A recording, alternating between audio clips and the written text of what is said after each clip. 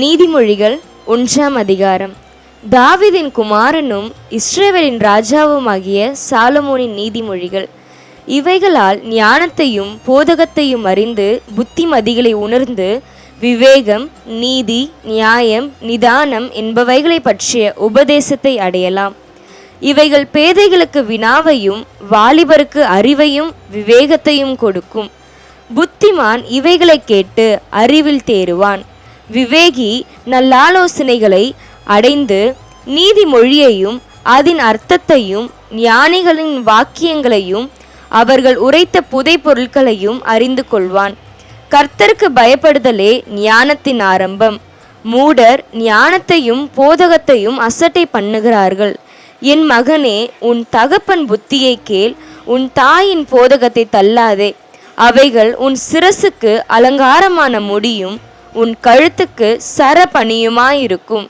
என் மகனே, பாவிகள் உனக்கு நயங்காட்டினாலும் நீ சம்மதியாதே. எங்களோடே வா, இரத்தஞ்சிந்தும்படி நாம் பதிவிருந்து குற்றமற்றிருக்கிறவர்களை முகாந்திரமின்றி பிடிக்கும்படி ஒளித்திருப்போம். பாதாளம் விழுங்குவது போல் நாம் அவர்களை உயிரோடு விழுங்குவோம். குழியில் இறங்குகிறவர்கள் விழுங்கப்படுவது போல் அவர்களை முழுமையும் விழுங்குவோம். விலையுயர்ந்த சகலவித பொருட்களையும் கண்டடைவோம். கொள்ளை பொருளினால் நம்முடைய வீடுகளை நிரப்புவோம்.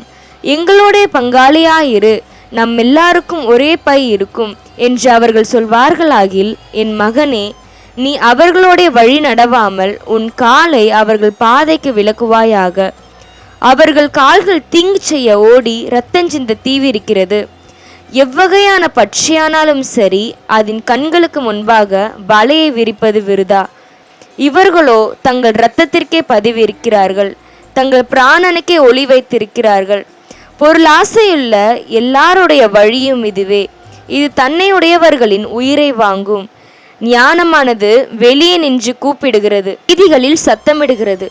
அது சந்தடியுள்ள தெருக்களின் சந்தியிலும் ஒளிமுக வாசலிலும் நின்று கூப்பிட்டு பட்டணத்தில் தன் வார்த்தைகளை வசனித்து சொல்லுகிறது. பேதைகளே, நீங்கள் பேதமையை விரும்புவதும், நிந்தனைக்காரரே, நீங்கள் நிந்தனையில் பிரியப்படுவதும், மதியினரே, நீங்கள் ஞானத்தை வெறுப்பதும் எதுவரைக்கும் இருக்கும்? என் கடிந்து கொள்ளுதலுக்கு திரும்புங்கள். இதோ என் ஆவியை உங்களுக்கு அருளுவேன், என் வார்த்தைகளை உங்களுக்கு தெரிவிப்பேன். நான் கூப்பிட்டும் நீங்கள் கேட்க மாட்டோம் என்கிறீர்கள். நான் என் கையை நீட்டியும் கவனிக்கிறவன் ஒருவனும் இல்லை. என் ஆலோசனையை எல்லாம் நீங்கள் தள்ளி என் கழிந்து கொள்ளுதலை வெறுத்தீர்கள். ஆகையால் நானும் உங்கள் ஆபத்து காலத்தில் நகைத்து நீங்கள் பயப்படும் காரியம் வரும்போது ஆகடியம் பண்ணுவேன். நீங்கள் பயப்படும் காரியம் பூசல் போல் வரும்போதும், ஆபத்து சூறாவளி போல் உங்களுக்கு நேரிடும் போதும், நெருக்கமும் இடுக்கணும் உங்கள் மேல் வரும்போதும் ஆகடியம் பண்ணுவேன். அப்பொழுது அவர்கள் என்னை நோக்கி கூப்பிடுவார்கள், நான் மறு உத்தரவு கொடுக்க மாட்டேன். அவர்கள் அதிகாலையில் என்னை தேடுவார்கள், என்னை காண மாட்டார்கள்.